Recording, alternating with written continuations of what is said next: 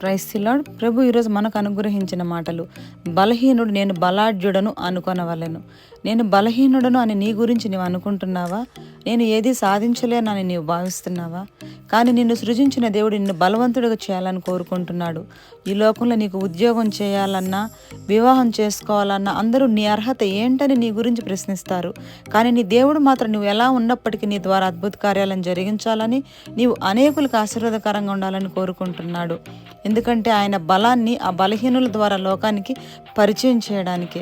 నీవు దేవుడిని విశ్వసించగలిగితే, ప్రభువుకు లోబడితే నీ ద్వారా దేవుడు అసాధారణమైన కార్యాలను జరిగిస్తారు. పేతురు చేపలు పట్టుకున్న ఒక సాధారణమైన వ్యక్తి. పేతురు ఎప్పుడైతే దేవుని మాటకు విధేయత చూపించాడో దేవుడు అతన్ని ఏ విధంగా తయారు చేశాడంటే, పేతురు నడుచుచుండగా ఆ నీడకు అనేకులు స్వస్థత పొందుకున్నారు. ఈరోజు నీవు కూడా ఒక సాధారణమైన వ్యక్తివి అవ్వచ్చు, కానీ దేవునికి విధేయత చూపిస్తే నీ ద్వారా ఆయన గొప్ప కార్యాలను జరిగిస్తారు.